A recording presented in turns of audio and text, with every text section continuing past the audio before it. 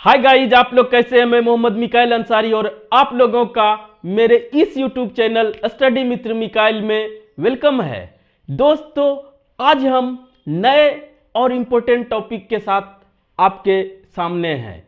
तो आज का हमारा टॉपिक है, जो कि शुरू ही कर देते हैं दोस्तों। आज का हमारा टॉपिक है एम्फैटिक स्टेटमेंट। एम्फैटिक स्टेटमेंट, ठीक है दोस्तों। ये हमारा इंग्लिश ग्रामर का एक टॉपिक है जो कि स्पोकन में ज्यादा बोला जाता है, ठीक है, और कंपटीशन में भी ये पूछा जाता है, ठीक है दोस्तों। तो इसके सभी कंसेप्ट्स को जो कि डू डज डिड से बनाया जाता है उससे रिलेटेड पढ़ेंगे। वैसे तो एम्फैटिक स्टेटमेंट जो है हमारा एडवर्ब या और सा वर्ड्स को जोड़ के बनाया जाता है, उसकी बात हम लोग नहीं कर रहे हैं। यहां पर जो प्योर डू डज और डिड से बनाया जाता है, ठीक है, उसकी बात करेंगे। और एक ही क्लास में जो भी टाइम लगे कंप्लीट हो जाएगा। और इसे अगर अच्छे से देख लेते हैं, सुन लेते हैं, समझ लेते हैं, थोड़ा सा प्रैक्टिस कर लेते हैं, तो दोस्तों आपको दोबारा देखने की जरूरत नहीं पड़ेगी, कोई इसमें कंफ्यूजन नहीं बचेगा, ठीक है। तो आइए शुरू करते हैं। तो हमारा हुआ एम्फैटिक स्टेटमेंट, जिसे हिंदी में बोल सकते हैं दोस्तों जोरदार कथन। स्टेटमेंट को एम्फैटिक सेंटेंस भी बोला जाता है, लेकिन स्टेटमेंट बोले, सेंटेंस या स्ट्रक्चर तो सब होता ही है, ये स्टेटमेंट की बात कर रहा है। और इससे दोस्तों पहले ये किसके हेल्प से हम लोग देखेंगे, विथ डू डज और डिड, ठीक है दोस्तों। और इससे क्या किया जाता है, इसके हिंदी में अगर बात करें तो ये तो हुआ इसका नाम जोरदार कथन। और हिंदी में दोस्तों आ जाता एक्स्ट्रा में तो, या तो है, या तो था, थे, थी, और तो सही भी आ सकता है। इसका यह कहने का मतलब है कि हिंदी में दोस्तों कुछ भी रहे, हम स्टेटमेंट को एम्फेसाइज करते हैं, जोर दे के बोलने के लिए डू डज डिड का यूज करते हैं। और आप जानते हैं कि डू डज डिड कहां यूज होता है। और इस टॉपिक को जब भी पढ़े है तो छोटा, लेकिन टेंस को पढ़ने के बाद पढ़ें। तो दोस्तों do does present indefinite tense में और डिड पास्ट इंडेफिनिट टेंस में निगेटिव और इंट्रोगेटिव बनाने में यूज किया जाता है। लेकिन जब एम्फैटिक सेंटेंस होगा तो कंफ्यूज नहीं करना है दोस्तों, ये पॉजिटिव स्ट्रक्चर में डू डज डिड लगा दिया जाता है आवश्यकता अनुसार। और इसका सेंस जो कथन है जोरदार। और अगर हिंदी की बात करें तो इसमें दोस्तों अवश्य या जरूर का सेंस भी आता है, ठीक है दोस्तों। अगर इतनी बात आप समझ गए तो अब आपको कोई कंफ्यूजन नहीं होना चाहिए। और अगर आप टेंस पढ़े हैं तो ठीक है। अब आइए चलते हैं। और हाँ दोस्तों, अगर इस चैनल पे नए और इस वीडियो को पहली बार देख रहे हैं तो इस वीडियो को लाइक के साथ साथ इस चैनल को भी सब्सक्राइब जरूर कर दे दोस्तों। अब शुरू करते हैं। एक दो केसेज है जो कि डिस्कस करके हम लोग इसे कंप्लीट कर ले। जैसे कि केस 1, पूरा लास्ट तक देखिएगा दोस्तों तो सभी कंसेप्ट्स आ जाएगा, ठीक है। तो केस 1 में अगर स्ट्रक्चर की बात करें तो सबसे पहले सब्जेक्ट प्लस दोस्तों डू डज डिड में से कोई एक आएगा। उसके बाद हमारा दोस्तों वर्ब का फर्स्ट फॉर्म ही रहेगा और उसके बाद ऑब्जेक्ट या अदर वर्ड्स या कुछ भी आ सकता है। तो ये स्ट्रक्चर, जैसा कि सब्जेक्ट हमारा सब्जेक्ट के अकॉर्डिंग या टेंस के अकॉर्डिंग, आप जानते हैं प्रेजेंट इंडेफिनिट टेंस में आएगा, एग्जांपल से देखेंगे डू या डज, और पास्ट इंडेफिनिट टेंस के अकॉर्डिंग डिड आएगा। लेकिन सभी के साथ ये कॉमन है कि दोस्तों वर्ब का फर्स्ट फॉर्म ही आएगा और ये हमारा क्या दिखाएगा, एक्शन। और ये अगर इंट्रांजिटिव वर्ब है तो ऑब्जेक्ट की जरूरत नहीं है, उसके बिना मीनिंग देगा। अगर ये ट्रांजिटिव वर्ब है तो ऑब्जेक्ट लेगा। ठीक है, क्या होता है वो आप समझ लेंगे दोस्तों। इतना हुआ कि फर्स्ट केस अगर पढ़े तो एक्शन की बात करेंगे, इसमें सब्जेक्ट ये सब समझ गए। अब एग्जांपल से देखते हैं। एग्जांपल, जैसे कोई बोलते हैं दोस्तों कि वह पढ़ता तो है, तो पहले अगर बोलते हैं वह पढ़ता है, अब क्या पढ़ता है वो अलग बात है। स्टडी की जगह अगर रीड लिखते हैं या स्टडी, ही स्टडीज, ये आएगा दोस्तों। ठीक है, या शी रीड्स अ बुक, या दे राइट एनीथिंग, जो भी है ये। ठीक है, इतना। तो अगर प्रेजेंट इंडेफिनिट टेंस रहता है तो उसमें क्या लगाते हैं हम, सब्जेक्ट के अकॉर्डिंग वर्ब का फर्स्ट फॉर्म या फिफ्थ फॉर्म। ये सब टेंस में आप क्लियर कर लिए होंगे दोस्तों।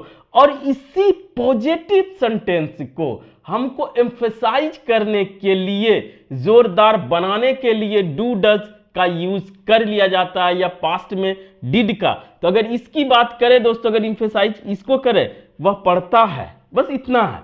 अगर इसको एम्फेसाइज करते हैं तो क्या होगा, ही, ये फिफ्थ फॉर्म है, इसीलिए यहां पर does study, he does study, वह पढ़ता तो है, वह जरूर पढ़ता है, जरूर नहीं बोला जाता, वह पढ़ता तो है, ये कहा जाता है। ठीक है दोस्तों, अब यहां पर शी रीड्स अ बुक, वह एक किताब पढ़ती तो है, तो यहां पर शी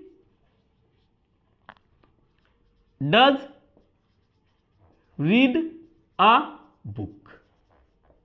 ठीक है दोस्तों, she does read a book. यहां यह हमको समझाना था कि प्रेजेंट इंडेफिनिट टेंस में जैसे आप डू या डज का यूज करते हैं निगेटिव और इंट्रोगेटिव बनाने के लिए और एम्फेसाइज करने के लिए डू डज को यूज कर लिया जाता है, उसी सब्जेक्ट या सब्जेक्ट के अकॉर्डिंग, किसके लिए, एम्फेसाइज करने के लिए। ठीक है दोस्तों, ही, शी, इट या सिंगुलर नेम हो या अनकाउंटेबल नाउन हो, उसके साथ डज लगाएंगे। और दोस्तों आई, वी, यू, दे, ये चार, और उसके साथ जो भी प्लुरल नाउन हुआ या दो नेम्स हुआ, उसके साथ हम लोग डू लगाएंगे। क्लियर? अगर टेंस पढ़े हैं तो इसी की तरह ये भी बना लेंगे दोस्तों। यहां पे डज हुआ और यहां पर क्या हो जाएगा, दे, ये फर्स्ट पर्सन फर्स्ट V1 है, तो दे क्या हो जाएगा, दे डू राइट।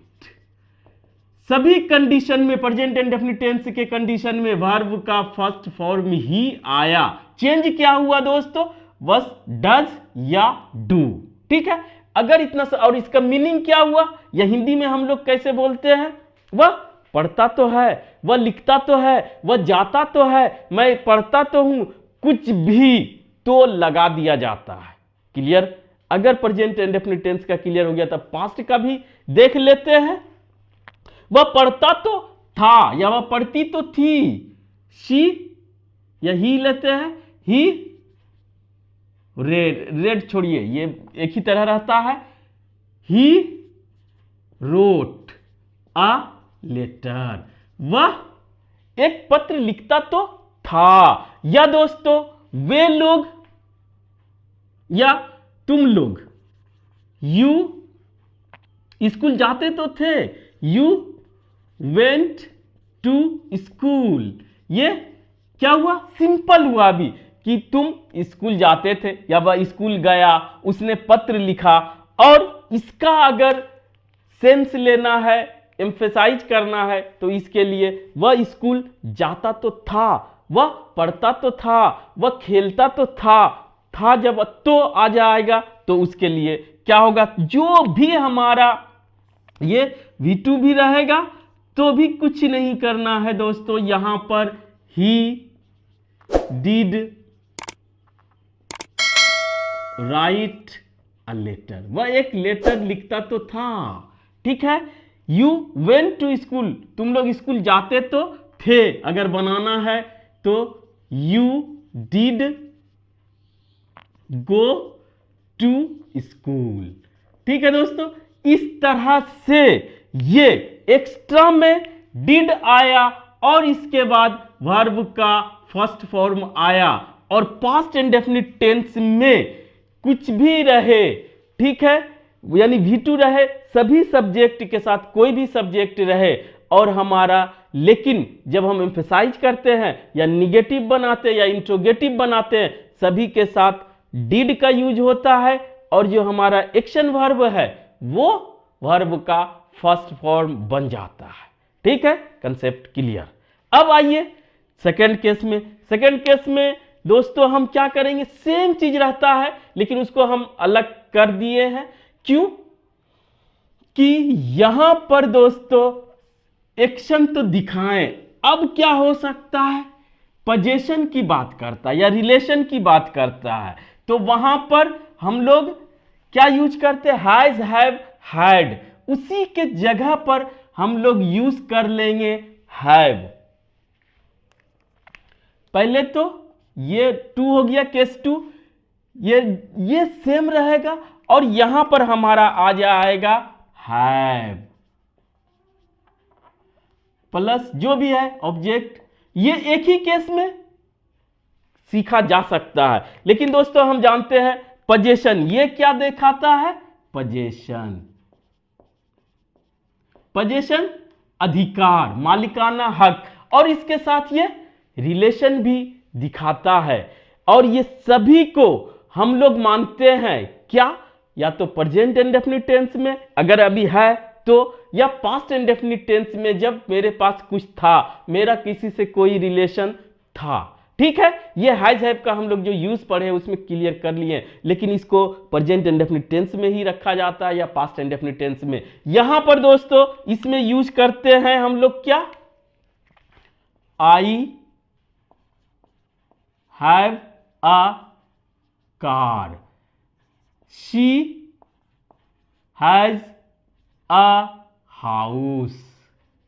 ठीक है, अगर इसकी बात करें कि मेरे पास एक कार है या शी हैज अ हाउस, उसके पास उनके पास एक घर है, या तुम्हारे पास, तुमको या आपको, यू हैव 2 सिस्टर्स, तुमको 2 बहनें हैं। तो इसको कैसे बनाएंगे अब एम्फसाइज करके कि मेरे पास कार है ना, मेरे पास एक कार तो है ना, नहीं लगाएंगे दोस्तों, मेरे पास एक कार तो है, तो उसके लिए क्या बनाएंगे दोस्तों, I do have a car, have a car, मेरे पास कार तो है ये। या दूसरा बोलेगा तुम्हारे पास कार तो है, you do have a car, उसके पास कार तो है, शी डज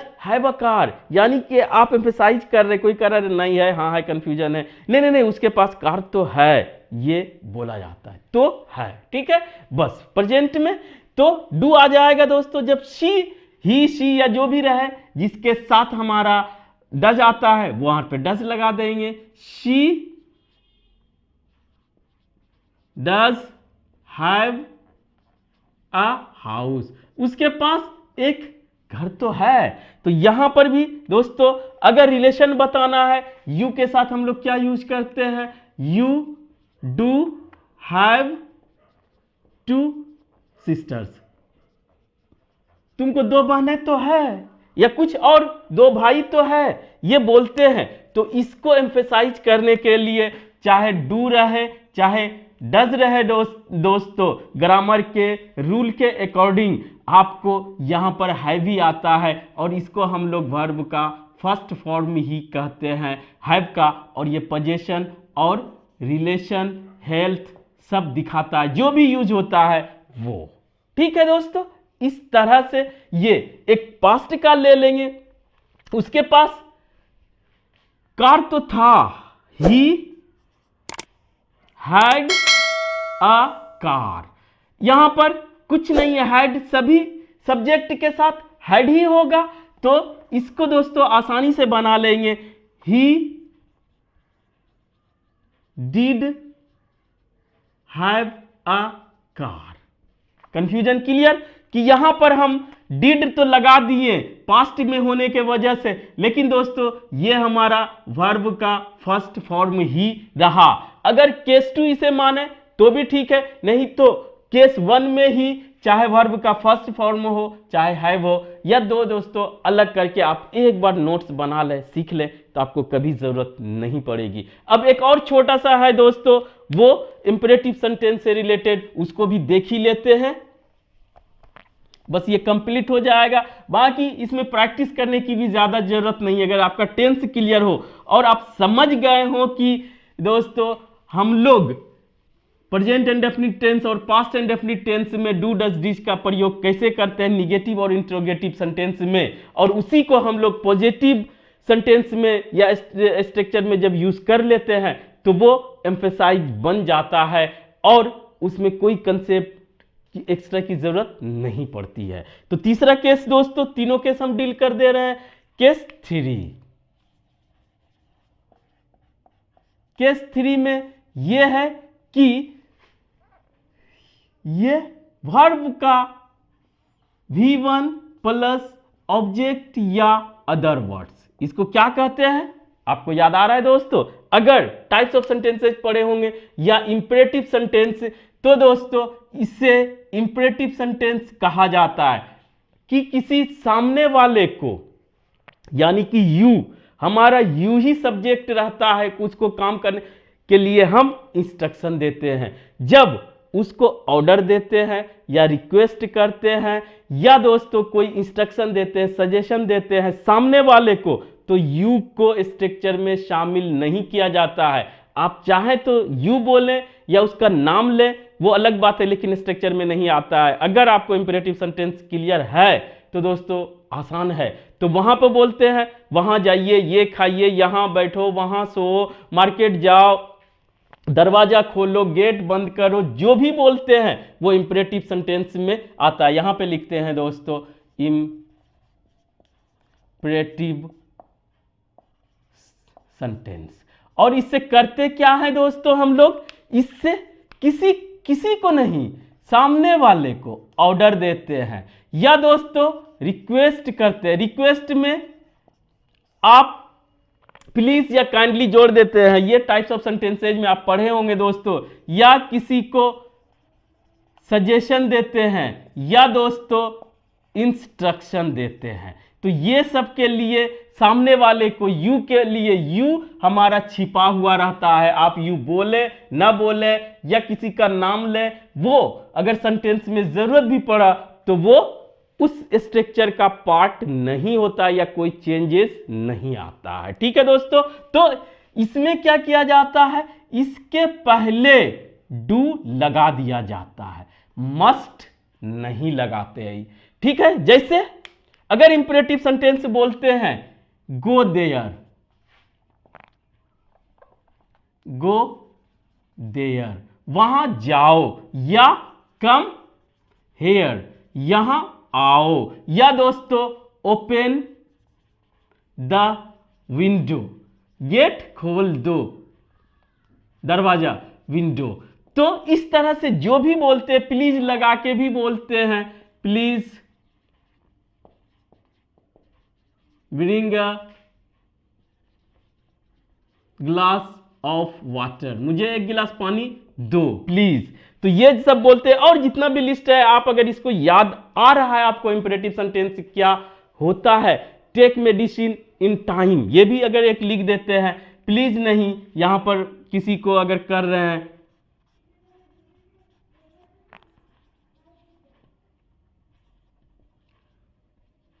इन टाइम या फॉलो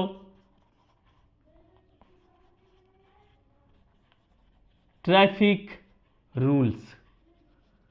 अगर दोस्तों ये सब आपको याद आ रहा है तो अब आपको एम्फेसाइज करने में कोई मुश्किल नहीं होगा, ठीक है। वहां पर आप कहेंगे मस्ट गो देयर, ठीक है, आप वहां जरूर जाइए, सेंस आपका आ जाएगा। लेकिन दोस्तों ये पूरी तरह से रॉन्ग हो जाएगा कि मस्ट एक हेल्पिंग वर्ब तो है, मॉडल वर्ब है, लेकिन इसको यहां पे यूज नहीं किया जाता, इसके जगह पे डू लगा दिया जाता है।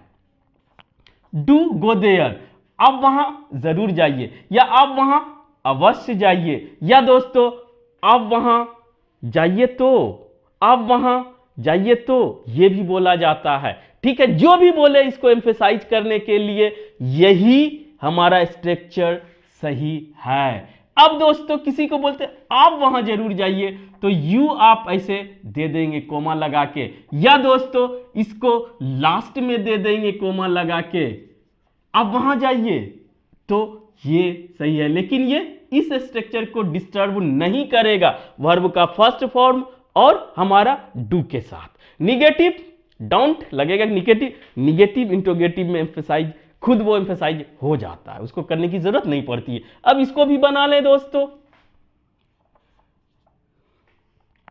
डू कम हियर, आप यहां आइए तो, या आप यहां आइए तो सही, ये भी बोला जाता है। तो सब तरह से हम बता दिए दोस्तों, अब समझना, सीखना और अप्लाई करना, ये या प्रैक्टिस करना, अप्लाई करना वो आपके ऊपर है, ठीक है। ओपन द विंडो, अगर सिंपली ऑर्डर दे रहे हैं ओपन द विंडो, खिड़की खोलिए, तो दोस्तों ऐसे बोलेंगे डू ओपन द विंडो, खिड़की खोलिए तो सही ये। और अगर दोस्तों इसमें आप रिक्वेस्ट कर रहे हैं तो प्लीज लगा दे, फिर ये स्मॉल हो जाएगा, या बाद में प्लीज दे दे, बाद में प्लीज देना सिखा देते हैं, प्लीज लगा के, ठीक है। जैसे प्लीज ब्रिंग अ गिलास ऑफ वाटर, तो please do bring a glass of water, ठीक है। इस तरह से आप बोलेंगे, इसको भी आप बना के देख लें दोस्तों, कोई मुश्किल नहीं है अगर आप ध्यान से यहां तक सुने हैं। तो दोस्तों आज बस इतना ही, और इसका कोई भी आगे की जरूरत नहीं है नेक्स्ट वीडियो की। अब हम लोग नेक्स्ट वीडियो में एक नए टॉपिक के साथ आपके सामने आएंगे दोस्तों, तब तक के लिए थैंक यू।